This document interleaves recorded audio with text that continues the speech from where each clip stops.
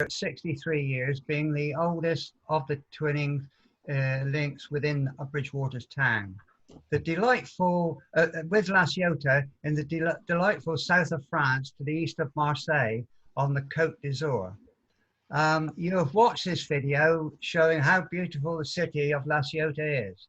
Can I just add one thing to it? It did state on there that it emphasized for people to go in their yachts to stay in La Ciotat, but the twinning groups I don't think could afford that sort of cost. We normally go by aeroplane or car. Now I would like to take this opportunity to introduce Madame Jesseline Champion, the President of the La Ciotat Jumelage Committee, live from La Ciotat, who will be followed by Michael Wheatley's PowerPoint presentation on pétanque French balls. Thank you. Hello, good evening, Bridgwater. I am speaking to you from La Ciotat.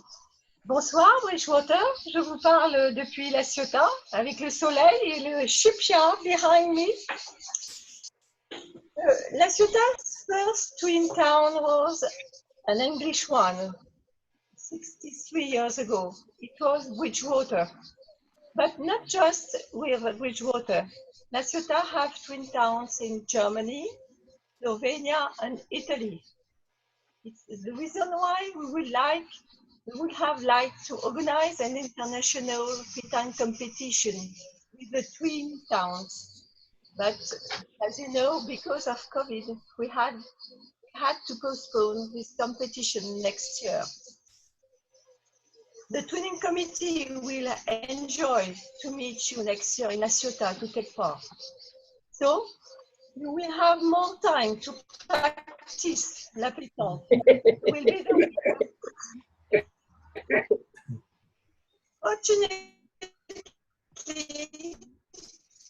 Fortunately, last November, I and my partner, Jean-Louis Le Savre, and his wife, the vice president of the Twinning Committee, spent 1 week in Bridgwater to visit.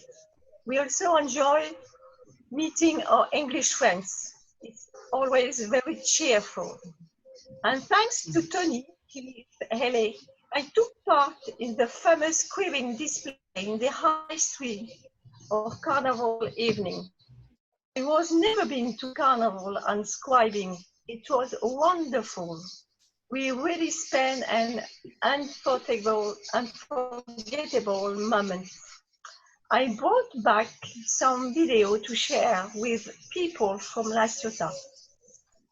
We look forward to returning next year. So have a nice evening. Au revoir, Bridgwater. Au revoir. Oh, very nice. Took my word. Yeah. As I said.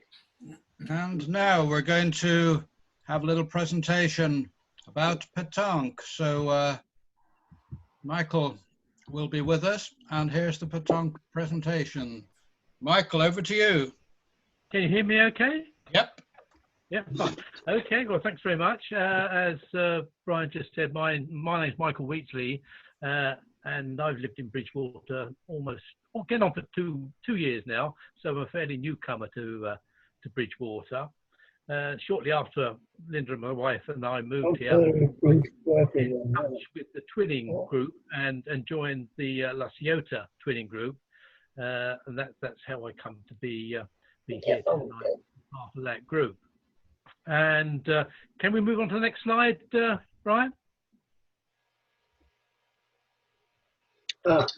As we've already heard, earlier this year we received a challenge from La Ciotat, the opportunity to take part, along with the other towns that they are twinning with across Europe, in a pétanque competition. As far as I know, this might be the first time that such an invitation to play pétanque has been put forward by La Ciotat, and it was a good opportunity for us to get involved and take part in this competition. and meet up with people from other towns across Europe that we Letters on that key. don't know at the moment, and make new friends and associate across other parts of Europe. So if we can move on to the next slide. East or something. When we received the challenge or the invite to take part in the competition, it just seemed such a good idea and a golden opportunity to go to a really nice part of Europe, somewhere I've not been to in France, and certainly having seen videos similar to the one that we've just seen, it looks a really nice place to go to. So to be offered the opportunity to go there, be hosted by families in the town, meet the people of the town and other people from other towns in Europe, it just seemed a too good an opportunity to turn down. The only problem was, where do we begin? The invite was for a team to go, and there was a closing date by which they wanted to know whether we would or wouldn't be going. Could I ask other people to mute themselves or to keep the voices down because they're being picked up? Carry on, Michael. Okay, do you want to move down to the next slide then? Okay, so the first challenge then was to find a team. The invite was to take a team of up to 10 people, which would be fine if we had a team in the town. We could all just troop over there and play. We don't have such a team, so the first thing Keith was faced with was finding 10 players to go along and play. He knew so he got in touch with me, and we sat down and thought about the best way of recruiting other players. And I suppose the obvious first place to look would be the bowling clubs, where people already played a game similar It's going to go on for ages. which is our own bowls, or approach people from the Wellington Petanque Club, which is the nearest club to us who play petanque, to see if any members there who might live locally would be willing to take part. And we also approached the incoming mayor. There would have been a different mayor had things not turned out the way they have turned out, to see if he could join the team. So if we can move on to the next slide. So we did manage to get together a team. It was made up of experienced players, myself and one or two other people, but mostly people that knew very little, that either never played the game before or had perhaps played it while they were on holiday on the beach and just played it that way, but no real serious players. But we had a team. We had a team that we could take. So we began to sort things out as to what we would do. We arranged a training schedule. We actually approached some sponsors, not with very much luck, it has to be said. Most people that I approached were reluctant to sponsor us, but who knows, that might change. We designed ourselves a strip so that when we went there, we could have matching T-shirts and polo shirts and at least look the part, even if we weren't that good of players. And we went down, or we got in touch with EasyJet, who fly there from Bristol, and we all bought our tickets. We were all set and ready to go. So if we want to move on to the next slide. Next slide. Yeah. And then we all know what happened. Along comes the dreaded coronavirus, and everything comes to a grinding halt. Things like this trip abroad, everything is postponed, put on hold, flights are cancelled, and we're in a state of limbo, not knowing what's happening, where we can go, when we can go. So unfortunately, we hear that the competition has to be cancelled. We all, I think, from the team that had bought tickets, were fortunate enough either to get a refund, if that's what we wanted, or vouchers, in the hope that the competition will be around next year and we'll be able to go and get our tickets and fly out sometime in 2021. If we can move then on to the next slide. So what have we missed? Well, you might have picked up from the film, it was briefly mentioned that La Ciotat is the home of Petanque. The game originated there back in 1907, so it's well over 100 years old. It's a variation of games that were already being played. They used to have games where they threw little metal balls at an even smaller wooden ball. Not the way they play it now. They used to run and then hurl a ball, so it went an awful long way. And there were other games that were all similar, all play with metal balls. How long is it going on? It's as bad as teeth, isn't it? Played particularly in the area of Provence. But there was one chap by the name of Jules Lenoir. I don't think that's his exact name, but that's the name he used to go under. He became disabled as he got older and unable to play. And the only way he could play anything at all would be by sitting down. So he persuaded some of his friends that they would go onto the area where they used to play the game. He would sit in a chair and throw his balls from a seated situation. And the opponents that he was playing against, they had to stand next to him and throw their balls. They had to stand with their feet together, and that's where the name Petanque comes from, because it means feet together in French. And over the years, the game of Petanque has outlasted all the other games that they play, and now the sort of the dominant game that you play with boule. People quite often ask, what's the difference between boule and Petanque? The difference is that Petanque is the game, and boule are the balls that you use to throw. And I say there are other games that you can still play with ball other than Petanque. So if we want to move on to the next slide, then, Brian. Okay, obviously everybody's heard of it, even if they've not played it. If you've been to France, you'll have seen games taking place practically on any piece of flat ground where a ball can be thrown. It's a very serious game, taken very seriously. There are leagues, competitions, worldwide competitions, European world champions. But it's also a very sociable game that can be played in pubs, in clubs, and all over the place, and is very often associated with a glass or two of something nice to drink and something equally nice to eat. And I can see somebody's raising a glass there of Ricard, a nice patisse. That's very, and a nice food. See somebody raising a glass there. You lifted your. Perhaps you can't see. I can see in my little screen. I can see. So we'll move on to the next slide then, Brian. Just quickly, the object of the game and some basic rules. It's quite simple. The object of the game is to throw your boule closer to the cochonnet, which is the little ball, generally made of wood, often called the jack. And it's the ones that get their boule closer to the jack that score points. And you score a point for every one of your boule that is closer than the nearest boule of the opposing team.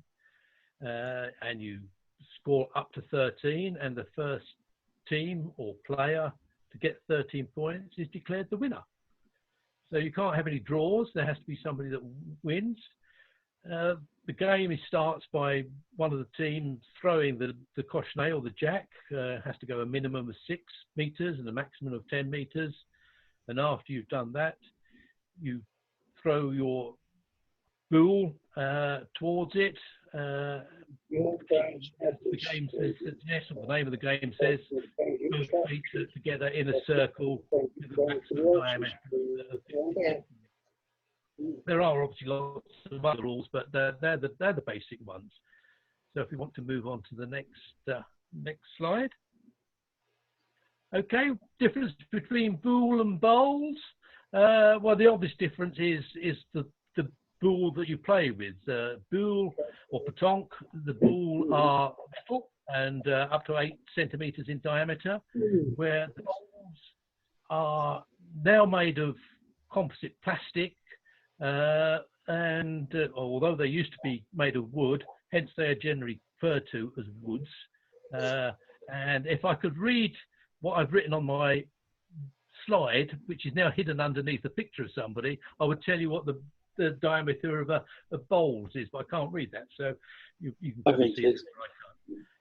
So that's one of the main differences, the equipment used. And if we can move on to the next slide. There are differences, but there are also similarities. Both games can be played outside or indoors. It's the difference between bowls is that it's played on grass or a synthetic surface, and if it's grass, it has to be well maintained, nicely cut lawn. Whereas boule is played on a generally a gravel surface. It's not always flat, and the fact that it's not flat helps in the game because it means you need to be a bit more skilled in getting where you want. Bowl According to this, you play balls on a piece. Both games can be played by a single player. Balls are played in a rink. Balls are played on a piece. Both games can be played by men and women or in mixed teams. And both games are ideal for families and children. So if we want to move on to the next slide. Okay, right. Most games have their traditions and quirky. One of the quirky traditions of Petanque is the practice of having to kiss a picture of a lady's bottom, which occurs if you get beaten in a game 13-0. You are said to have been fannied.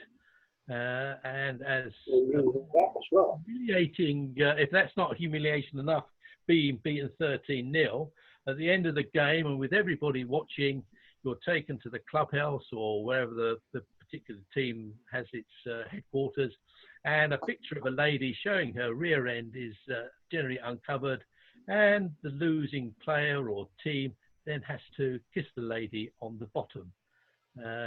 Various ways, well, various suggestions as to how this came about. One theory is that it came about when a waitress by the name of Fanny, who used to serve the players associated with a team somewhere in Provence, felt sorry for a losing team and would let them come and kiss her on the cheek. One day the mayor happened to lose 13-0. She didn't like the mayor, so when the mayor came to claim his prize of kissing her on the cheek, he turned the other cheek, her bottom cheeks, which he then had to kiss, and probably didn't mind that anyway as a booby prize. So that's you know, one of the quirkier sides of Petanque. Can we move on to the next slide? Okay, so what next? As we've already heard, hopefully the competition will go ahead next year, and hopefully all those that are signed up to take part this year will still be willing and able to take part next year. But if there are people out there who think they would like to have a go, don't have to wait for next year. We can organise something to happen here, find somewhere to play, perhaps start a club in Bridgwater somewhere, and take over the we've already heard, and see how well we take over from Keith, I reckon. He's going to take over from Keith. Yeah, wouldn't be surprised. Yeah.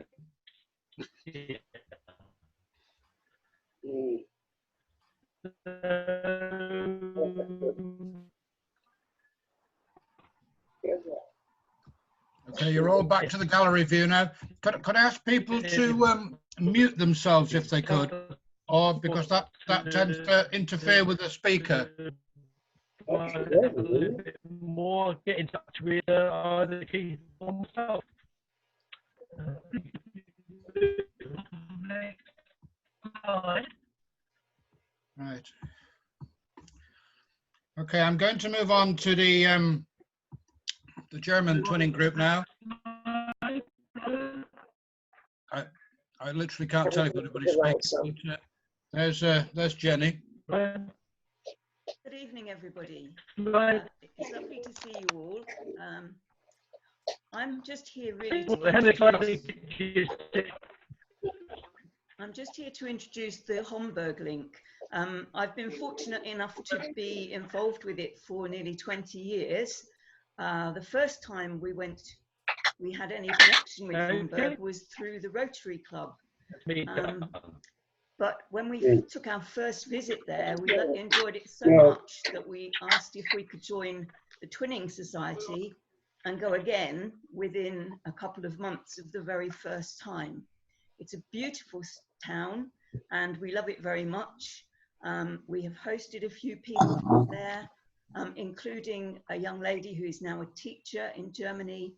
She came across here and spent about 3 months in Blake School, learning her trade, and she spent a month with us and then a month with 2 other people in succession. And we've had the opportunity to stay with her in Germany as well, and we know her family very well. So without any further ado, I would like to introduce, I think it's Andre, who I'm supposed to be introducing from Homburg with his own film. Thank you. Okay. Andre, I've made you a co-host. You can present your video from your screen. Okay. My name is Andre and this is my wife Annie. We are from Homburg, Germany, and we have a little PowerPoint presentation from an art project with Homburg Bridgwater named Changing Places. And I will share my screen with you. Moment.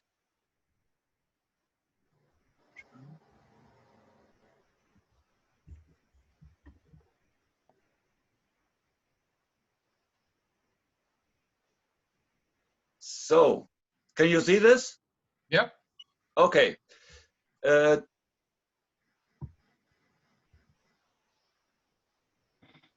No, this is das nicht. Okay, moment. Yes, this is the PowerPoint presentation. Moment. Okay. This is right.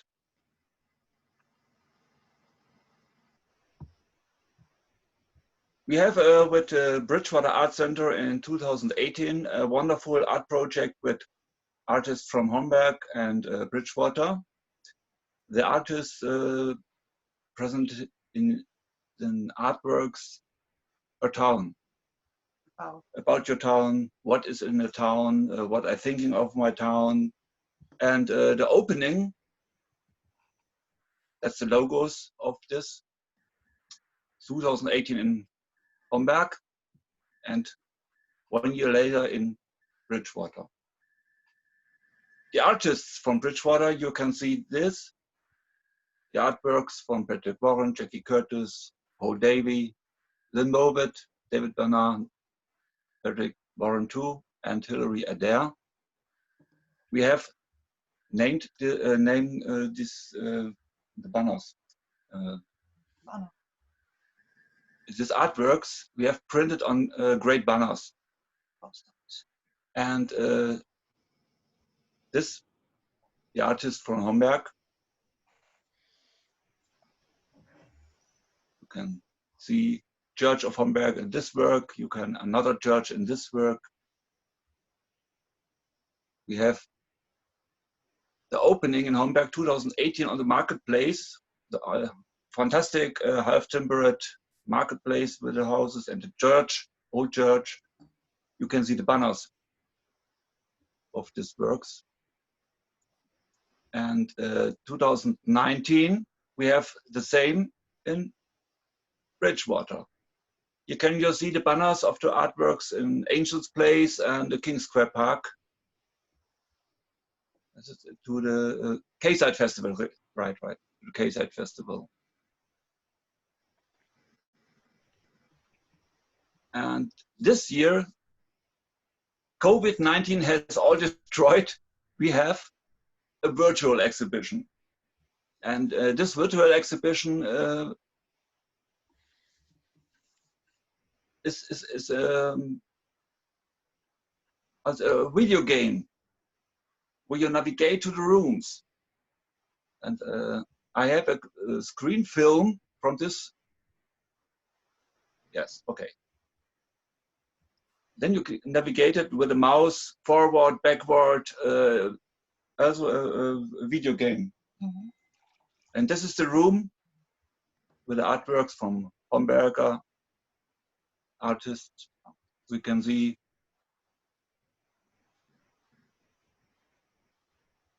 it's like a video game.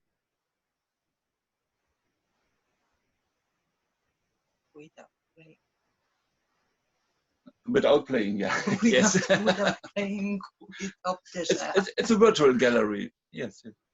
When you see the pictures, you can hold on the pictures. You click, and the pictures can bigger to see. By these pictures, it's a collage from houses of Hamburg.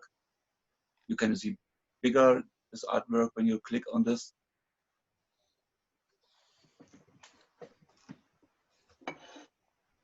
Then we can go to the next room.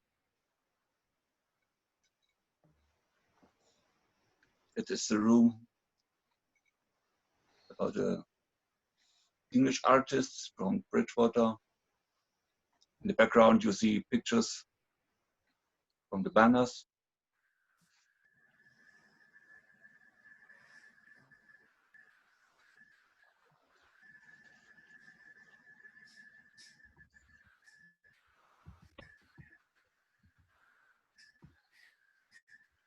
You can this virtual gallery download it to your PC. The link is on the website from Homberger Kulturing. So you can download this to your PC and can navigate it in the home office.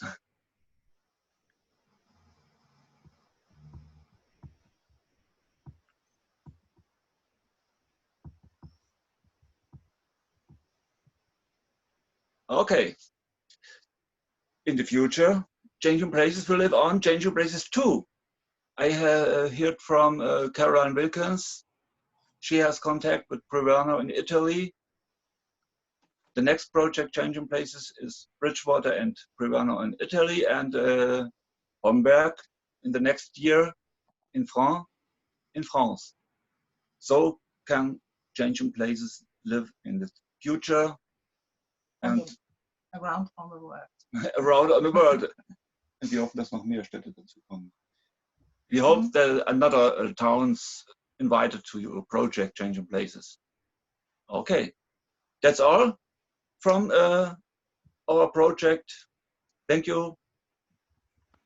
Thank you very much. We appreciate it. Cheers. Na zdrowie. Thank you very much, Andre. I'm now going to share the screen again as we're moving on to the Czech Republic link. Hooray. Hooray. We say.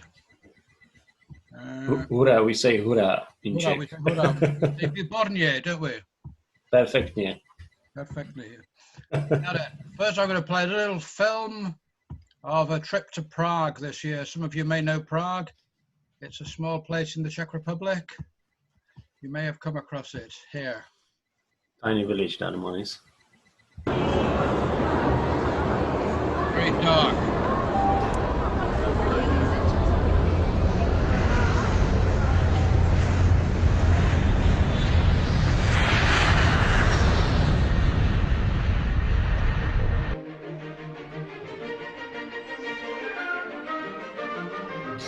To je jakoby ukazuje to něco o Praze.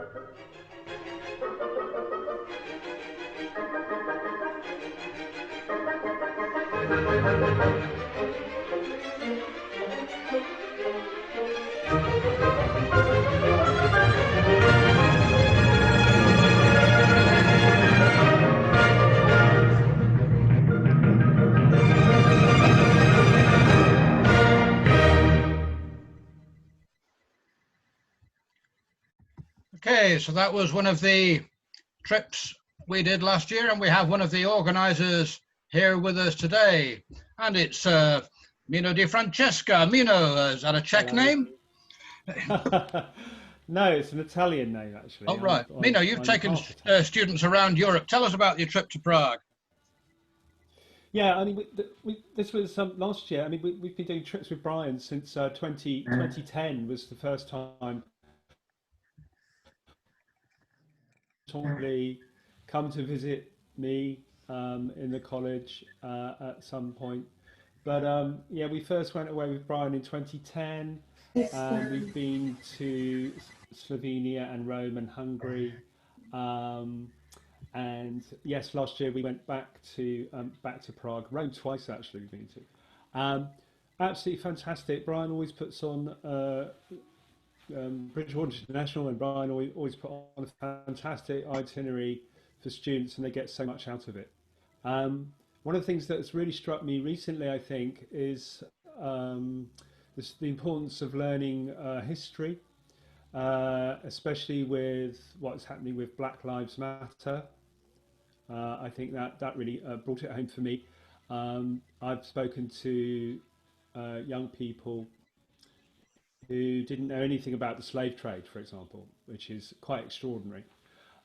So I think it's very, very important for students to learn some history. So in Prague, we went from Prague to Lidice and Terezín.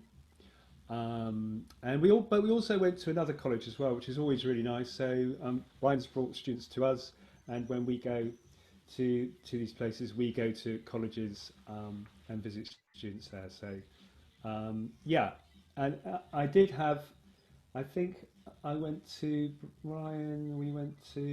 I had a bit of a gap actually. I think I went to Rome in 2014, was it? And then we went on various other trips, and then last year we went back with Bridgwater International, and just made me realise how sort of fantastic it is. And obviously it's a shame at the moment that we might not be able to come and visit other places. Madeira looks fantastic. I'd love to go there.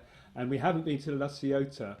And as a media and film student, I think people in La Ciotat will know it's very important to go there because the Lumiere brothers shot some of the very first film. Although Brian might disagree with that. I think it was a Yorkshire person who shot some film as well in the early days. So, but it's really good to see you all. It's always fantastic to host students here, and we always love going away with Bridgwater International. So I hope you have a really good evening. Thank you very much, Mino. Mino and Bridgwater College are very important to our foreign trips abroad. Our twin town in the Czech Republic is Uherské Hradiště, and we have with us live tonight from Uherské Hradiště, we have Jana Hubina, who was one of the earlier organisers of our group. Now then, in this mad list of people, where is she? I can't see her just now. Where are you? Wave to me, Jana. I'm here. Hello. Hello from Uherské Hradiště. Can you hear me? We can hear you. I can't see you. Can you hear me? Yes, we can hear you. Yes. Yeah, okay. So hello from Uherské Hradiště. Hello, everybody. Instead of doing a trip in Ireland, which couldn't happen this year, I would like to describe the coronavirus situation here in the Czech Republic, especially in our area. And I prepared a couple of photos, and Brian made them into a short presentation. So I will try to comment them. Okay, so I would like to show you what we did during the lockdown in the Czech Republic. It started in the middle of March, and ordinary people either worked from home if it was possible, or stopped working, like my daughter, who's a singer in the theater, so she couldn't work, or some people continued working in factories and so on. People who stayed at home on home office did different activities. For example, went a lot into the nature, into the wild. So I walked all my area and I know it better than years ago. And we also did other activities. We cooked and baked. We visited our daughter in Ostrava. She is an opera singer. So, and she was free at that time. So we traveled to see her, and we were using masks all the time during the transportation in places of public places and so on. People sewed masks at home and used them. Some people helped to prepare masks for old people, hospitals, and so on. So that's my younger daughter in her mask.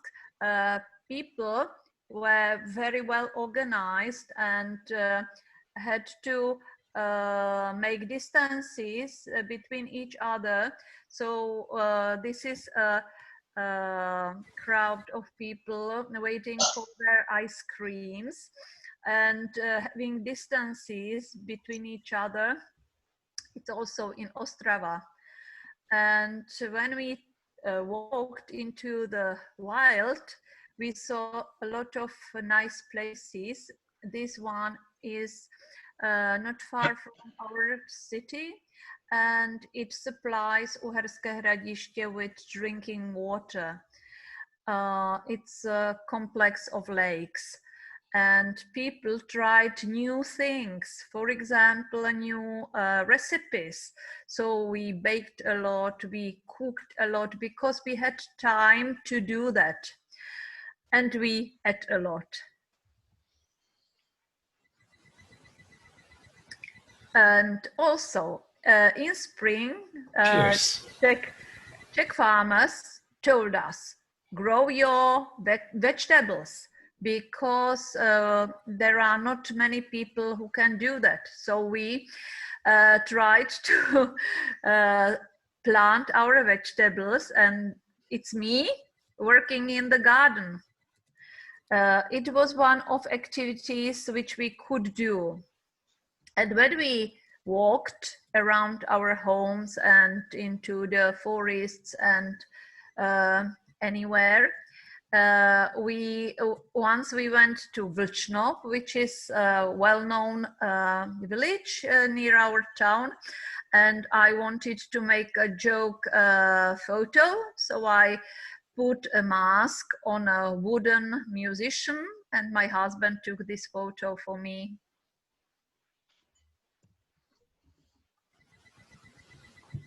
And this was our Easter regard or Easter greeting for our close people this year. So it said, stop coronavirus.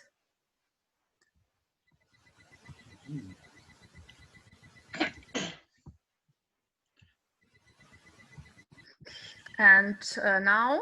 Thank you, Jana. And now we'd like to play some music by your daughter, Lucy. Just tell us a little bit about the song they're going to sing.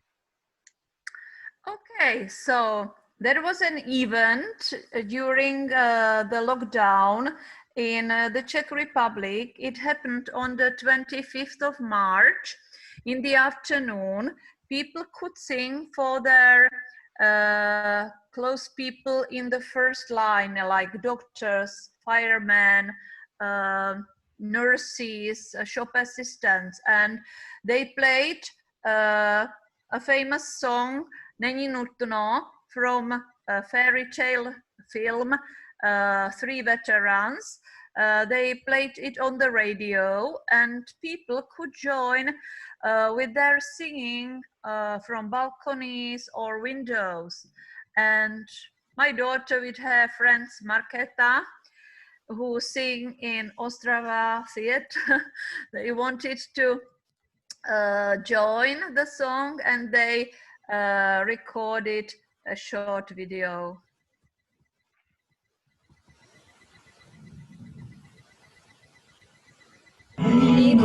Aby bylo přímo veselo.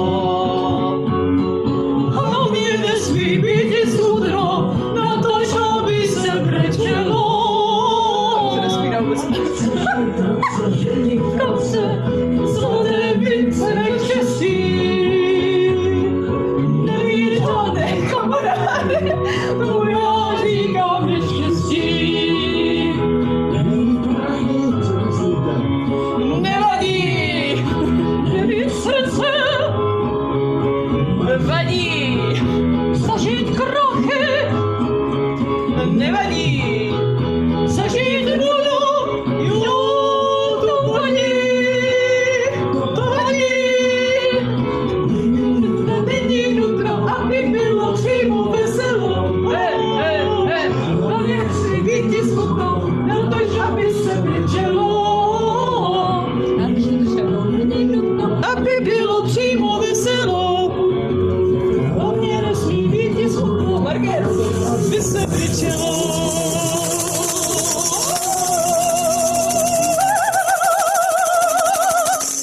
Já myslím, že dobrý. Okay, thank you very much, Jana. We'd all like some of what they were drinking. Now, Děkujeme. Díky. and just to finish off the Czech section for the evening, we'd like to go to one of the Czech Republic's top musicians in Prague, who should be live from his front room, from his Panelák, Martin Lauer. Let's hear what Martin has to say for himself.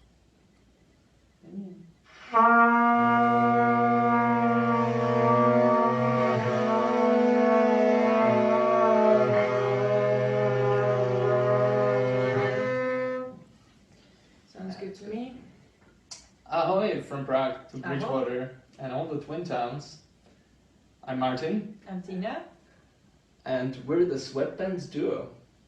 Yeah, normally we're used to playing in large concert venues, like, I don't know, the Labor Club, or what was the last time?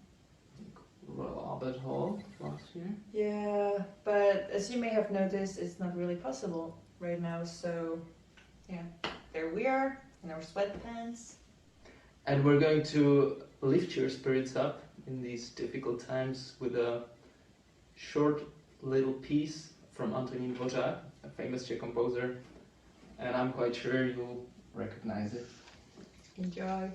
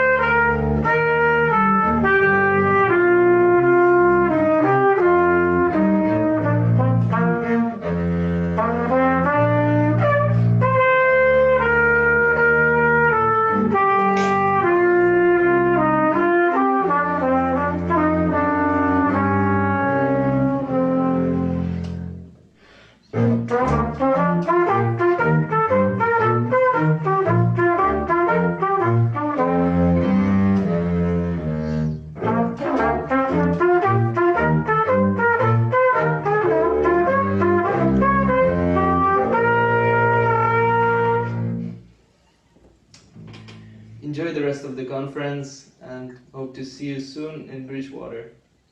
And all the mistakes you heard were intended. Thanks a lot, Right. guys. And now I understand, Brian, you have a couple of questions you'd like to ask us. So please go ahead. Hi, Martin and Martina. So can you hear me all the way over there in Prague? No. Yes. Okay. Next one. Martin, Pavlina, the main question on everybody's lips, how long will Leeds United stay up in the Premiership now they're back where they belong? That is a very interesting question. And unfortunately, I don't know the exact answer to it, but I think it's around 3 billion years. But I may be wrong. Anything else? Yeah, thanks, Martin. Same question to Yitzka. Do you think Leeds can keep it up? What? Okay, that is a very inappropriate question. I'm not gonna answer that. Excuse me.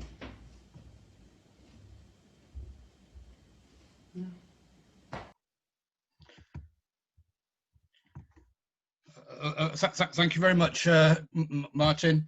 Let's move on now over to the island of Madeira. And I'd like to, at this point, bring in Councillor Diego Rodriguez, who I'm hoping to see on this screen somewhere. Oh, there he is. Can you hear me, Brian? Yep, I'm making you spotlighted now. There you go. Oh, bloody. Oh, wait, yeah. Wow. Oh, hello. Hi, chaps and ladies and gents. How you doing? Diego here from Madeira. I feel like I'm on Eurovision. I kind of hope you're going to give me 10 points for this little clip that's going to be coming up. So Madeira, a Portuguese island in the Atlantic Ocean, closer to Morocco than it is to Portugal, and home, of course, of the best footballer in the world, as Brian knows, Cristiano Ronaldo.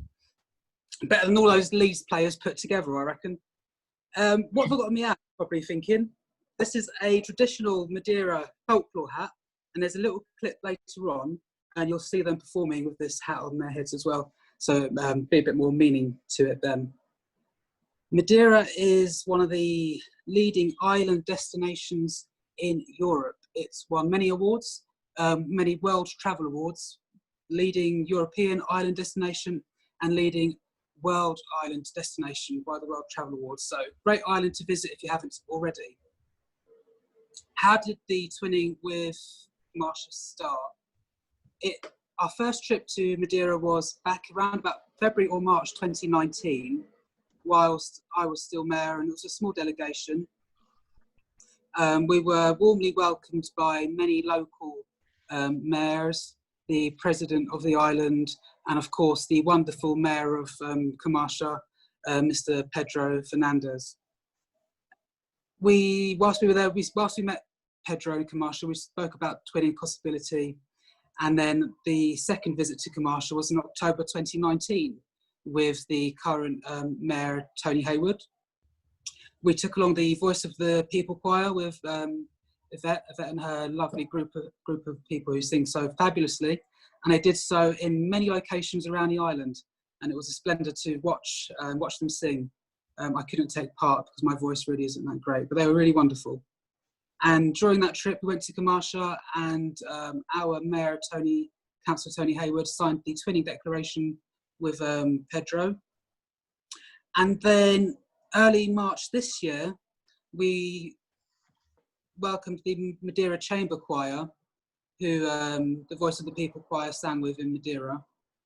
They came to Bridgwater, to Somerset. They toured Somerset, and they performed in various locations, with the key performance, of course, being at the Bridgwater Arts Centre, which they performed at. And it was a sold-out event. It was blooming great, it was. And that's where we are with the Camacho twinning. So it's a very new one, but I think we've been able to do quite a lot already in the short few months that we've been twinned with them. Camacho have kindly put together a video, which Brian's going to show, and it's got the folklore performance on there, and I will leave you with that. And Brian, you don't have to come back to me afterwards. I think the video speaks for itself, if that's all right. Okay.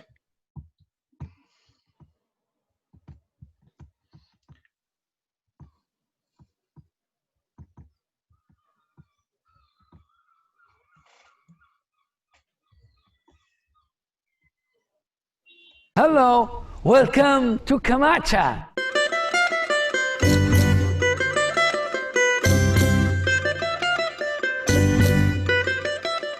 We're in the center of the village, the place where football was played for the first time in Portugal. Football was introduced by an English student in 1875. Nowadays, Camacho Sports Association, Associação Desportiva da Camacho, is well known across Madeira, especially for the work developed amongst young athletes.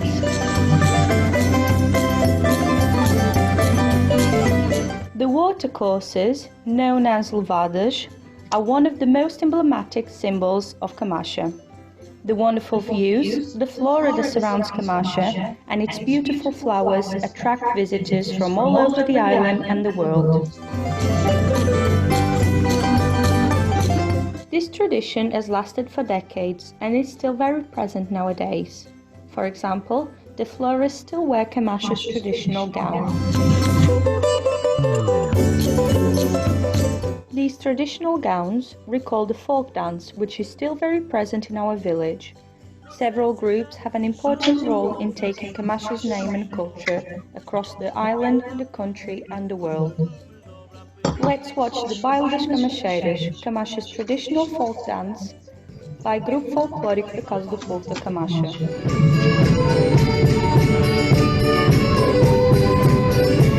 Hey!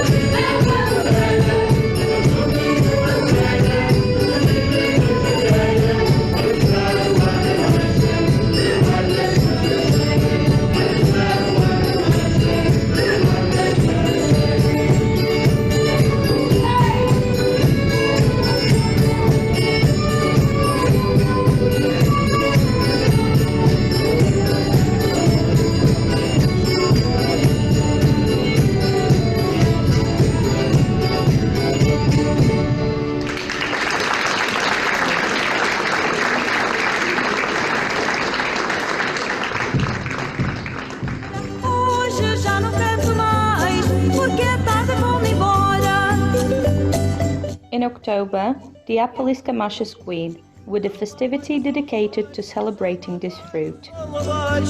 Vem a noite, vai o dia, vem a noite, vai o dia.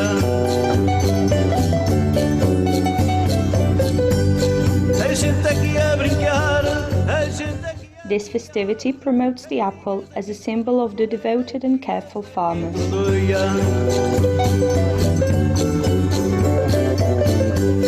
Estes rapazes de agora, são como figos caídos, são como figos caídos. Vedem as filhas alheias, vedem as filhas alheias. Você quer para The baskets used in the extraction of the cider are made of wicker.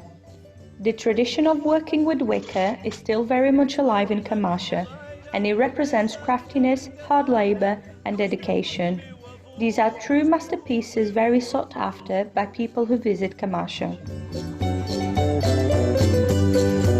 somos encontros leira, somos encontros leira. E o brinco já terminou, e o brinco já terminou.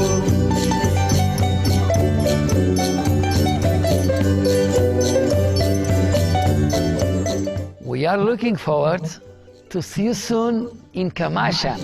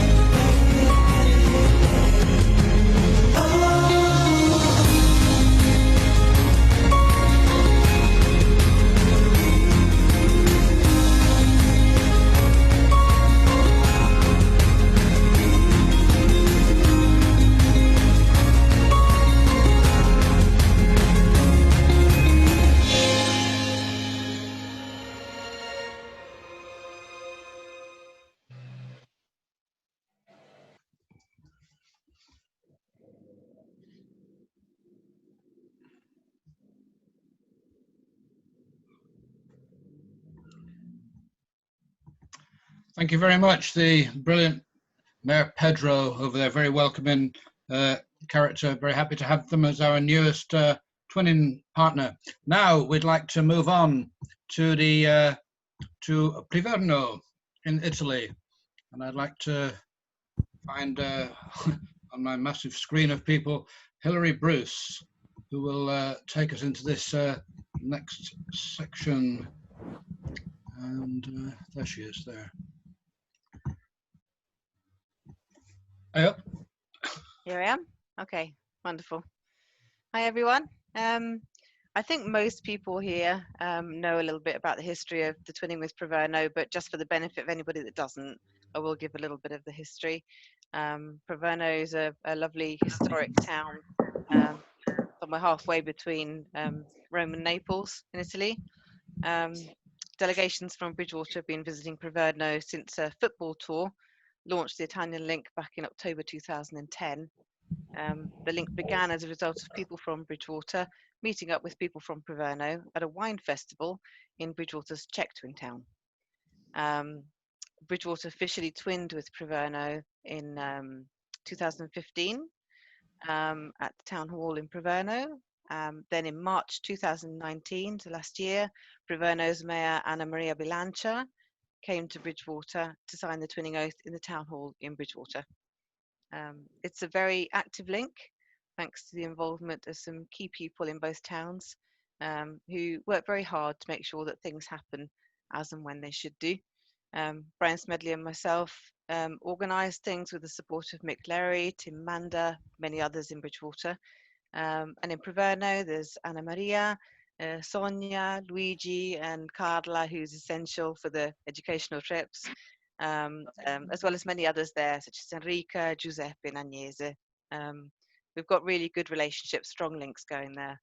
And these strong links we've got between Priverno's Teodosio Rossi School and Bridgwater and Taunton College are really working well. So Carla Contini brings a group of students to Bridgwater once a year. And last year she brought a second group over for a work experience project in Bridgwater that was really well supported by businesses in the town. That was due to be repeated in spring this year, but obvious reasons it was postponed.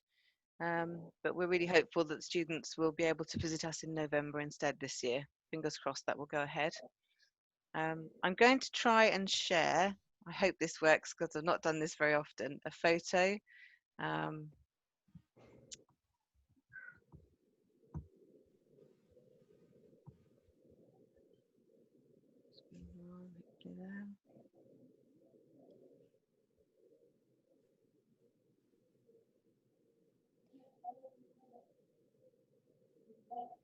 Can you see that? Yep. Okay, so this is a photo in February this year, just in time really before everything changed. We accompanied a group of students from Bridgwater College to visit Priverno. So this is a montage of some of the photographs of that visit. We spent a couple of nights in the Oasi di Kufra Hotel in Sabaudia, which is right on the beach, and they spent a whole day in Priverno the next day. They were offered a truly warm welcome by the Italian students and were given a guided tour of the school and the historic town. We all had lunch together in a pizzeria, and the English and Italian students mixed together really well. It was really lovely to see. A small group, you can see in the top photograph, top part of the photograph there, a small group went to visit Mario Salvatori, his art studio, where he showed them how he very skillfully restores fine art, and some of them were able to give it a go for themselves. Then others in the group had some free time to explore. Later on in the week, we moved on to a hotel in Sorrento, which we used as a base to explore Naples and Pompeii. Naples was an eye-opener, I think, for many of them. Pompeii was hard work, but very interesting. Yeah, it was a challenge to move a group of students around on the public transport system there. But I think it probably also added a touch more excitement to their experience. We were also able to climb to the top of Vesuvius, which is something that I'd been wanting to do for some time, and we were lucky enough to get a clear view on the day. And the stay was completed with a day trip to Rome before we all headed home. So all in all, it was a wonderful trip in February. I'm going to try and get out of here if I can. I'm back to the main screen.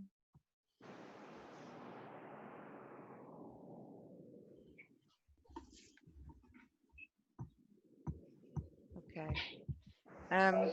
So at the moment, so the plans for the future are a little bit uncertain because obviously we don't know what's going to happen in the near future. But future plans involve an art project, Changing Places, which happened in Homburg, will hopefully be organised by the Art Centre again for Bridgwater and Priverno. There'll be more leisure trips and more educational trips for the students from both towns. Music plays a big part in it. Yvette has brought choirs to Priverno, and there's been various bands from Priverno that have come over and done gigs organised by Brian here. And I think the next project that I've got in mind is something to do with video recipe sharing. So getting people from Priverno and from Bridgwater to record videos of their favourite recipes from each town, put them on videos and share them so that we can share some of the culture through food, and hopefully done in their native language as well, so we can try and learn a bit of Italian, a bit of English reciprocally. So I think for now we're going on to a film from Carla's students, which I think is called Lockdown in Priverno. Is that right, Brian? Yep. Lovely. I'll find it now.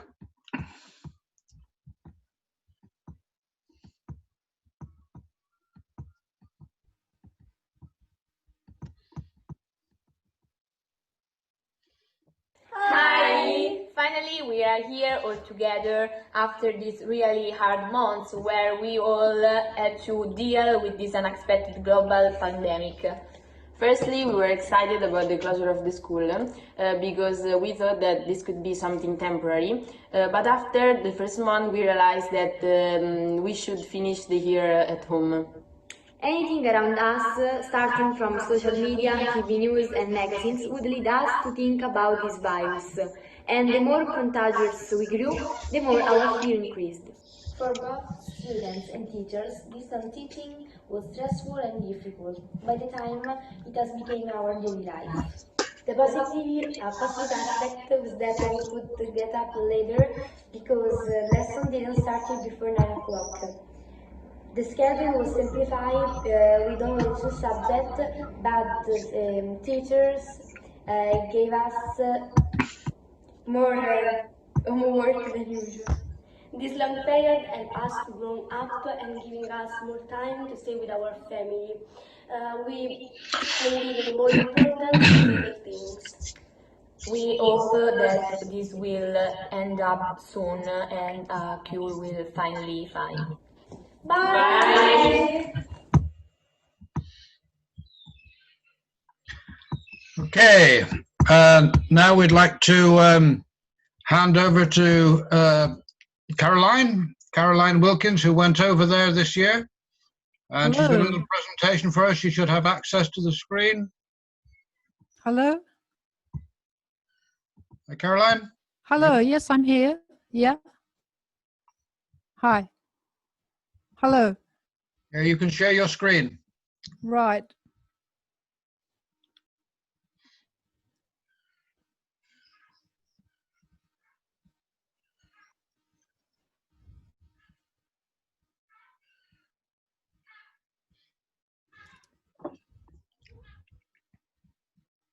Hi, can you hear me? Yes. Can, yeah. Yeah, that's great. Fantastic. I spent a fantastic month in Prevano in November, and I was introducing English conversation to the students of the school. I want to show you some lovely slides of the kind of thing we got up to. My training is in theatre, so I did a lot of role playing with the students, getting them up and playing different roles and just using the English language in a practical sense. So here we are, actually warming up in the class, doing a lot of vocal exercises and just getting used to moving around. And here's a lovely shot of something going on. There's a role play going on between some of the students. They basically did all these activities just to improvise in the language. That was really, really important, to get used to improvising in English. And here I am gesticulating with them. We're standing in a circle talking about the language and how to pronounce and stuff like that. And then my very last slide, here we are all together. And Maria Carla is on the very extreme right of the photo. And we're all together in the classroom there. We've just been listening to some music, as you can see on the screen. But it was a fantastic time. I really enjoyed it, and it was just really wonderful. So it was a very unusual approach to teaching English conversation. Thank you.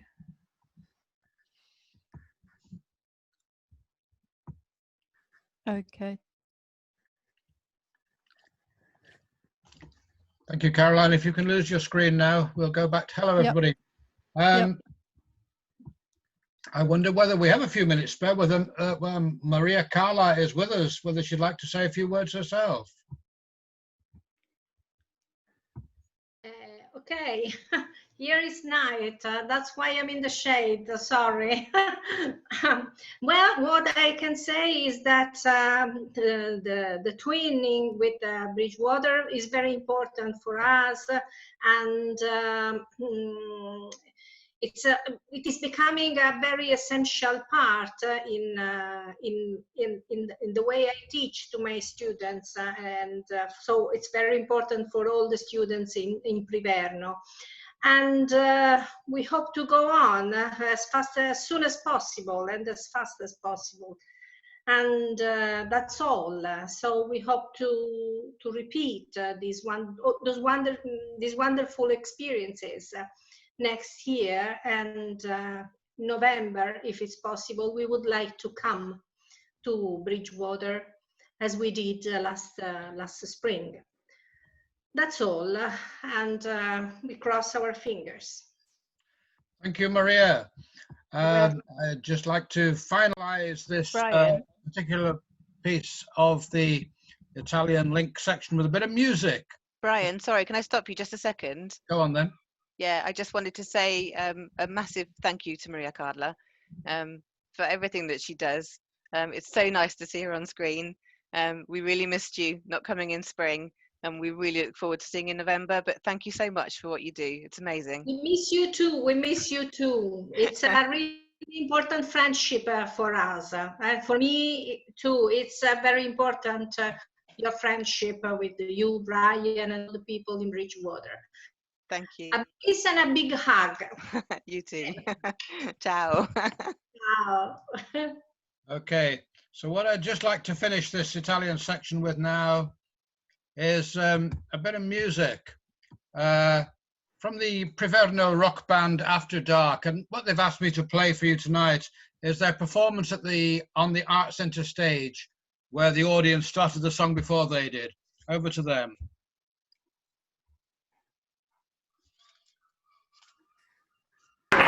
We come back to Italy with one of the most famous Italian songs by Domenico Modugno.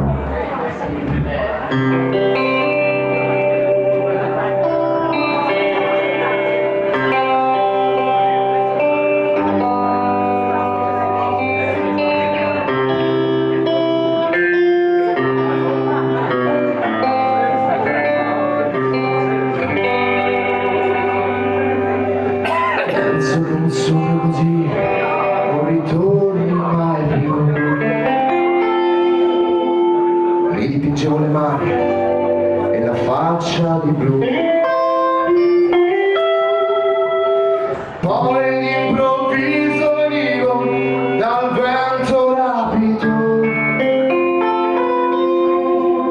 e incominciavo a volare nel cielo infinito.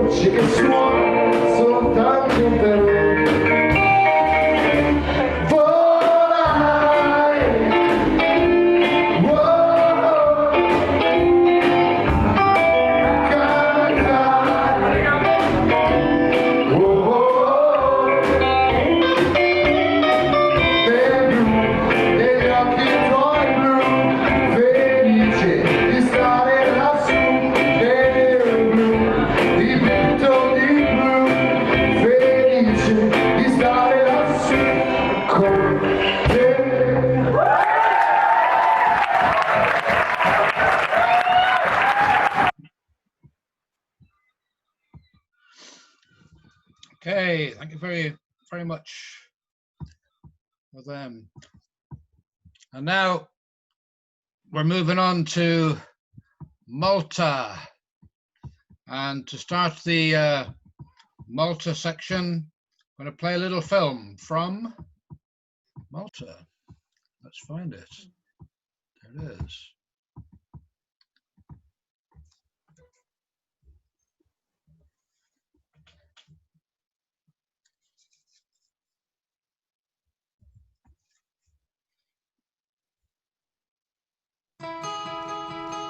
Marsa, il-kelma li tfisser port.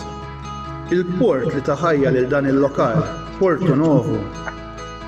Din hija il-Marsa, art ħawtila fl-aktar daħla kennija tal-port il-kbir.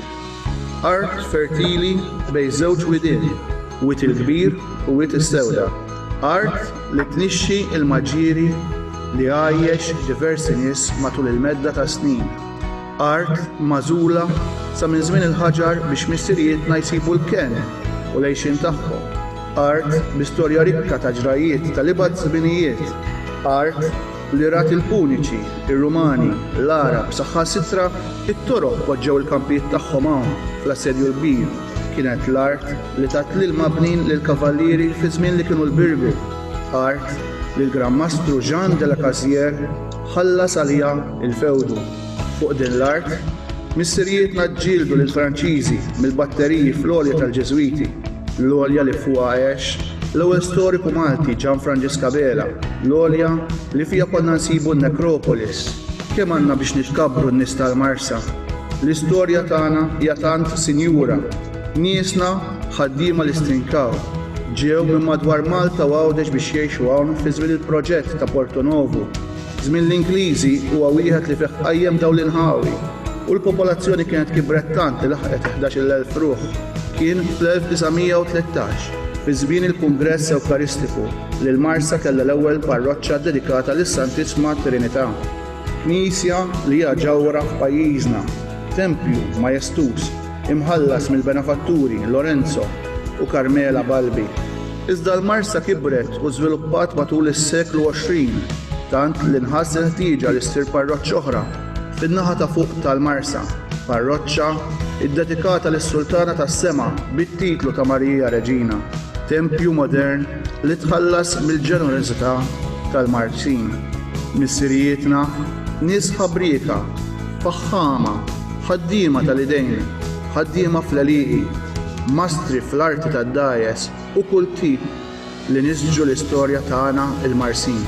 Sawru il-Marsa u ħadmu biex jollu isem il-Marsa f'diversi disċiplini sportivi, diversi titli fil-kamp tal-futbol u dak taqdif tar-regatta u anke fiż-żwiemel. Għaqdiet li ħadmu matul is-snin għal ġid tal-lokal tagħna f'diversi oqsma. Il-Marsa kienu missirijietna. Il-Marsa hija aħna. Viva il-Marsa tagħna!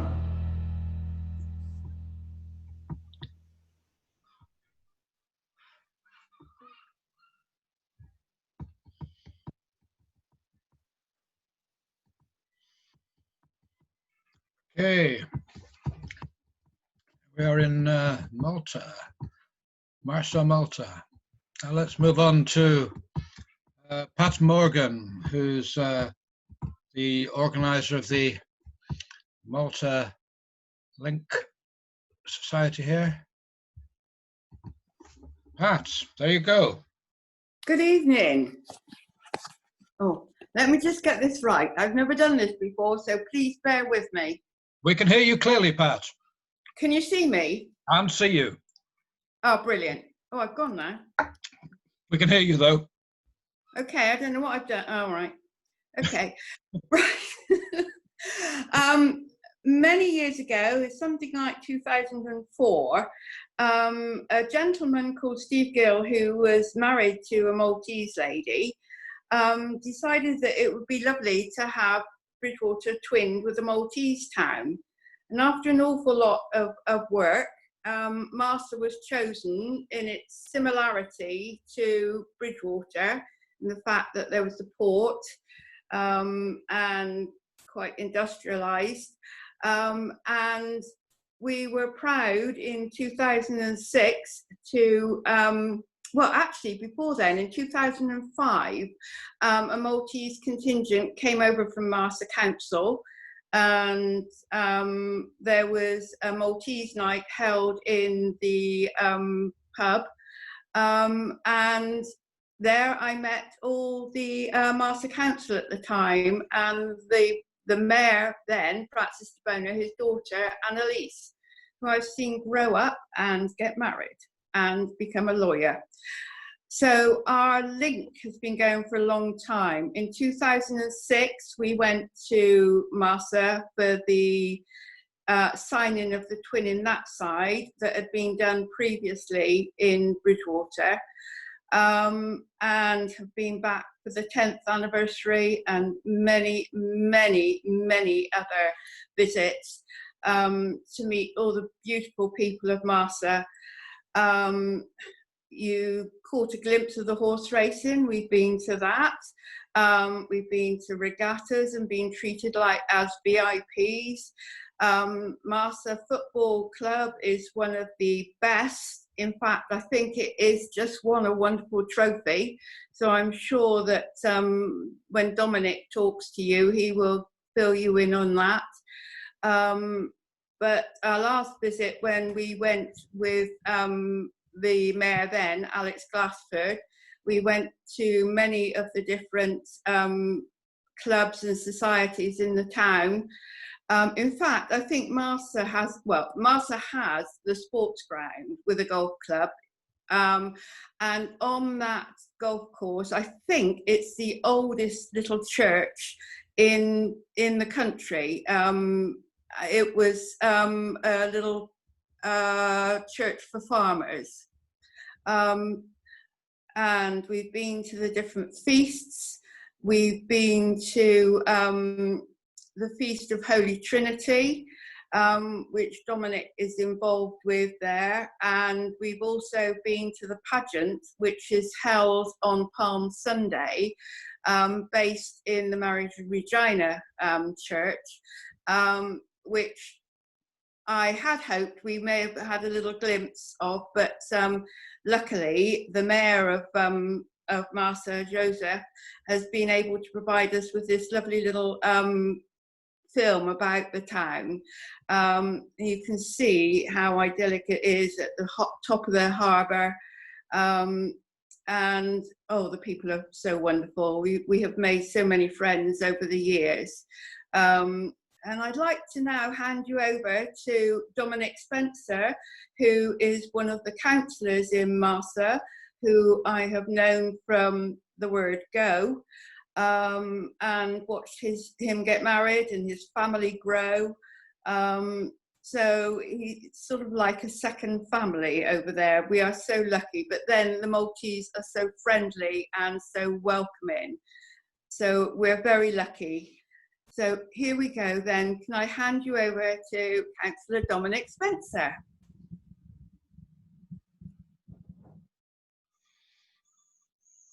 That's you, Dom. Hello, good evening from Malta and Marsa. Are you hearing me clearly? Clearly. Yeah. So, well done for this organization. It was very good. Thank you, Brian, for giving me this chance to make this this part in this organization. Hello, Pat from Malta. Hi, Ma. Hi, Dom. As Pat mentioned regarding the football team, we've just been promoted to the first division now. So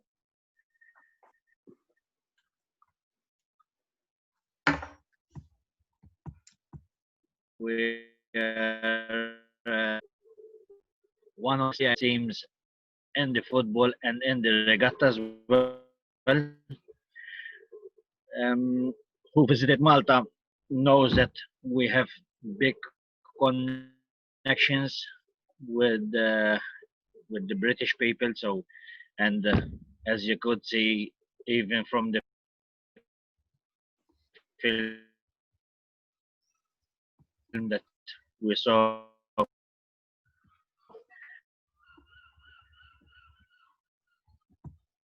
few minutes was even the sports ground where we saw as well in the film, which Pat was mentioning.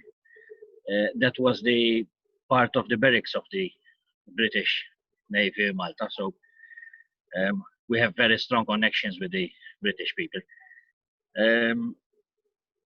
You've got the carnival, which is brilliant. I have been for the carnival twice, and much more visiting in Bridgwater. I think I visited about 7 or 8 times in Bridgwater. So it is nice. It is nice to meet old friends in Bridgwater, and to see you today, which I've tried to share this event as much as I could in Marsa. So thank you very much for welcoming me in this event to make this clip. Thank you and good night from Malta. Thank you, Dom. I've never been to Malta myself, although actually my dad was there on VE Day. But cheers to the George Cross Island. You're more than welcome, Ryan. Nice to see you. Now then, for the final part of this evening, we'd like to go to America, to the United States of America, where our friend Stephen from Bridgewater, Massachusetts, is waiting to speak to us. There you go, Stephen. Have a word for yourself. There you go. Excellent. Hi, thank you for everyone for having me here. It's great learning about all the different twin towns with Bridgewater. It's been great listening to everyone, finding out about your towns, how you're connected to Bridgewater. Well, Bridgewater, Massachusetts has a very easy connection to Bridgewater with the name, but I have a few slides I can show you to give you a little perspective on our connection and how we just renewed the connection between Bridgewater and Bridgewater. So let me just share my screen if I can.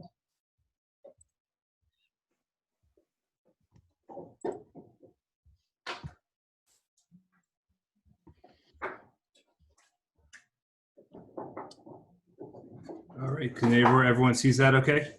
Yep. Excellent. All right.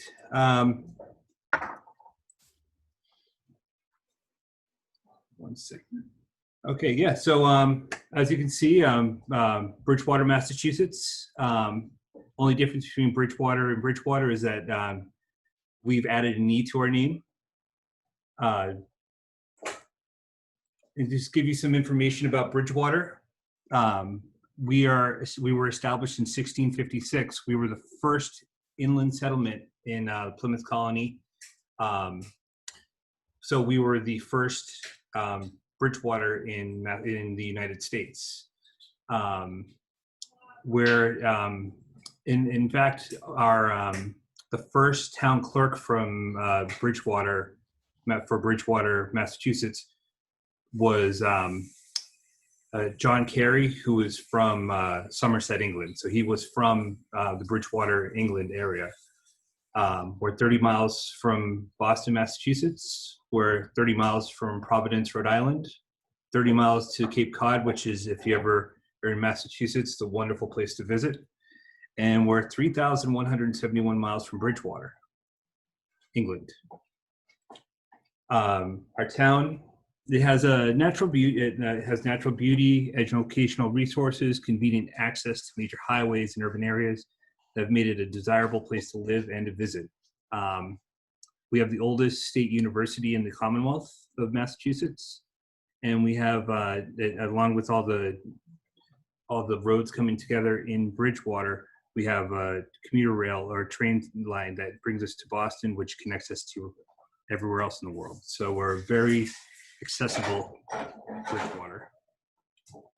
Here's a few photos that I've picked of to show you some of our areas. On the top is our top left is our academy building. That's where our town offices are.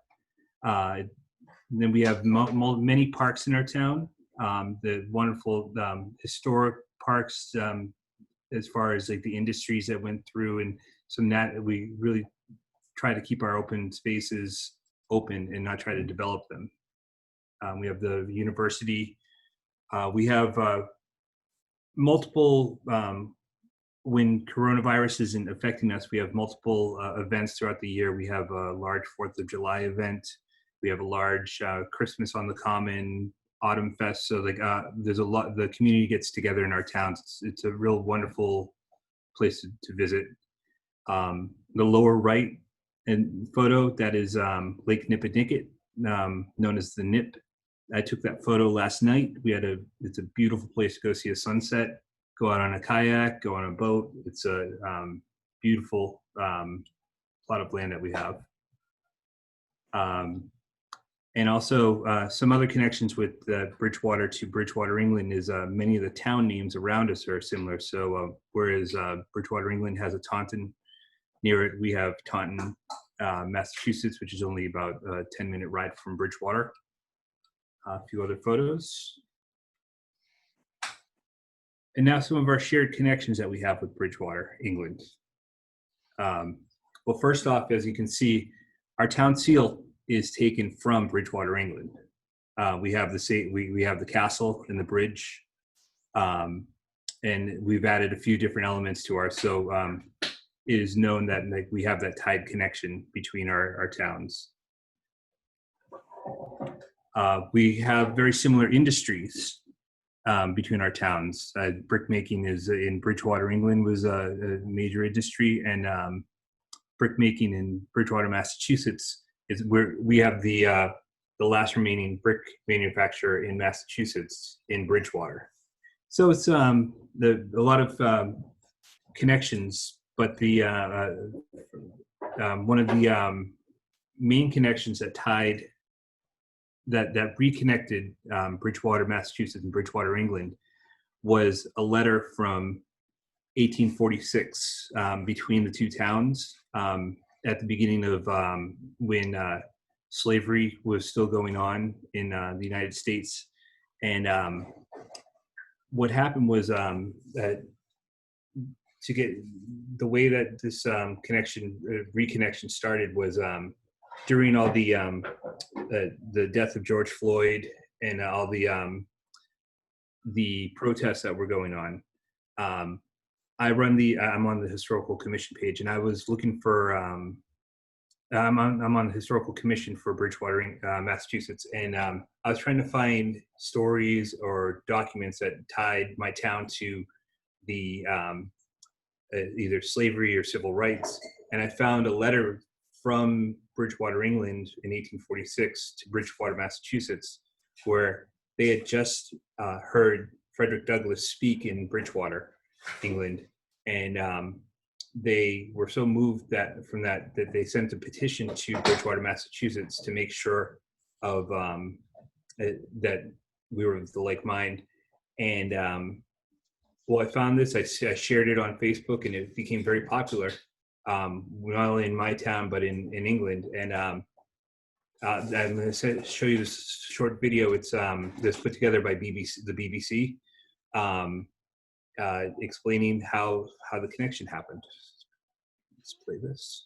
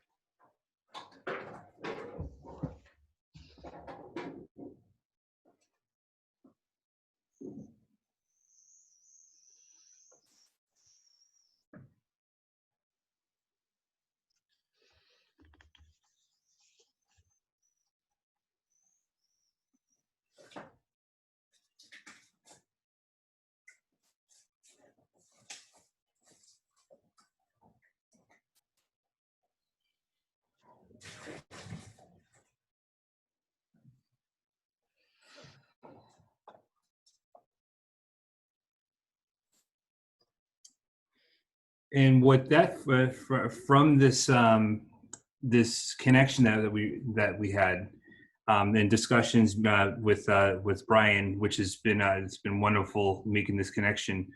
We've developed Bridgwaters Unite, and we had a lot of the speakers that we've been having at our protests in Massachusetts, and a lot of speakers who've been in Bridgewater, England, and we had a summit about a week ago where we all got together and spoke and heard everyone's different views, and it was wonderful.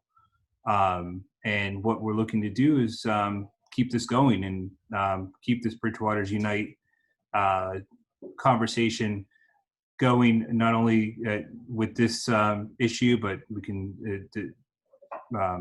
when it comes to connecting with history or with music or arts or just our communities. So I'm really excited that we've reconnected, and I've put up a few links if you wanted to see more history on my town, the university, and also there's a down below there's a link to the actual summit. It's a 2 hours summit video on YouTube, but it's a wonderful 2 hours.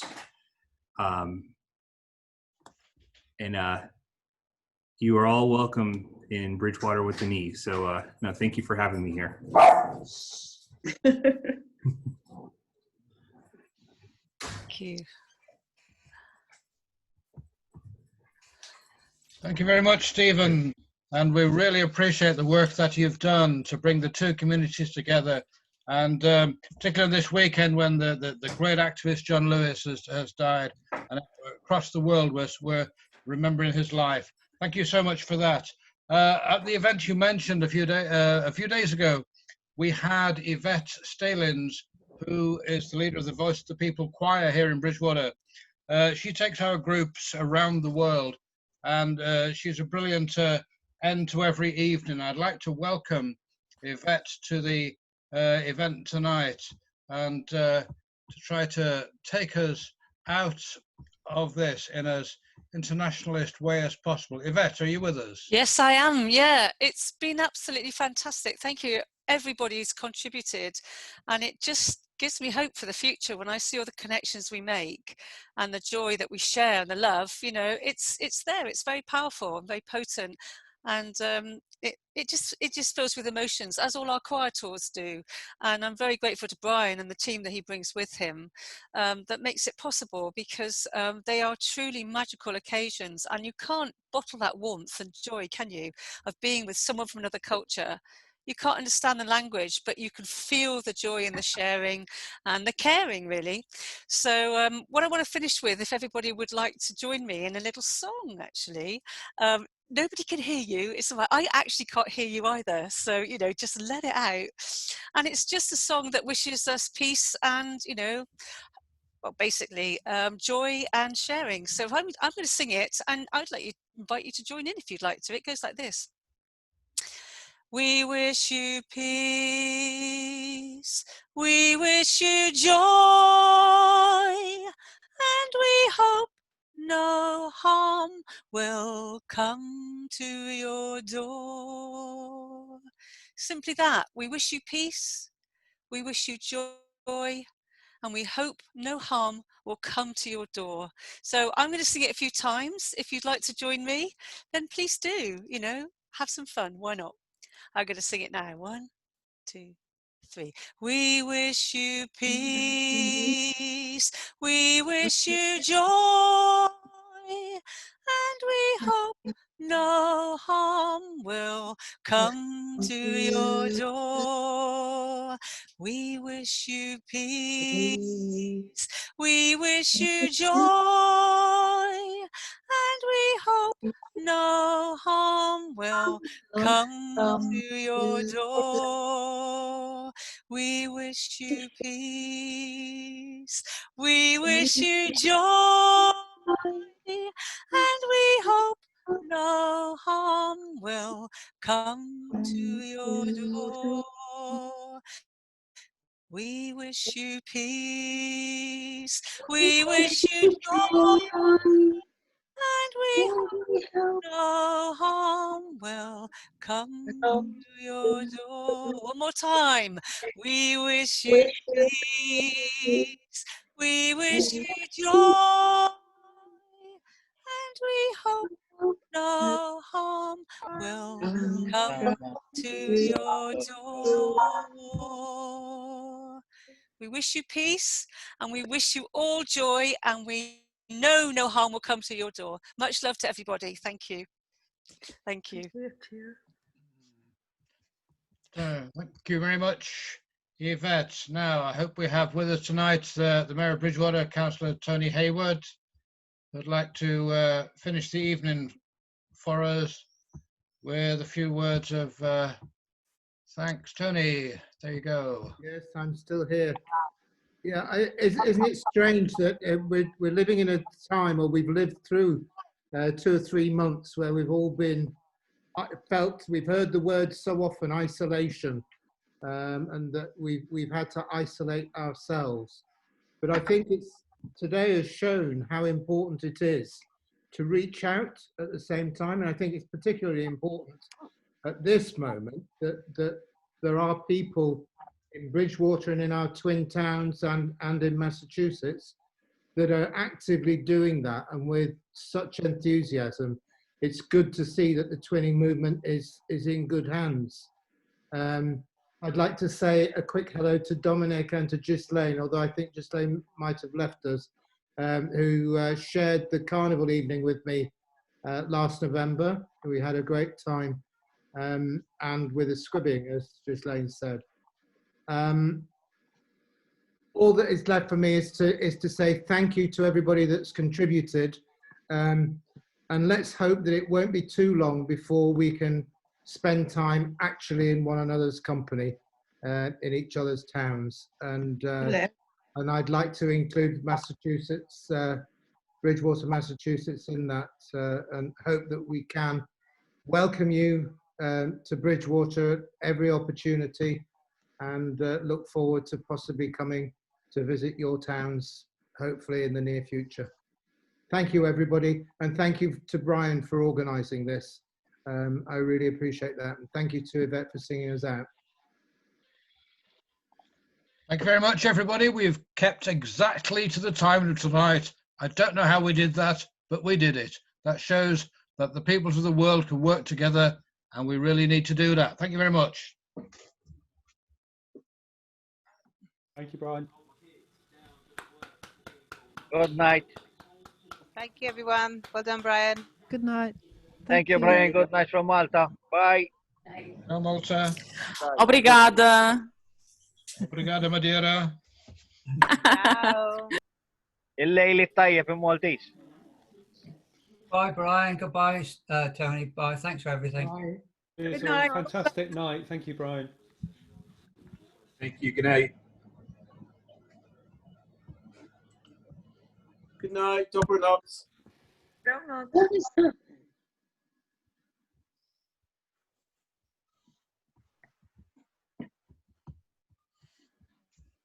Oh, Barbara? Oh, hello. Don't worry, I'm watching you all leave. I better stop the recording, actually.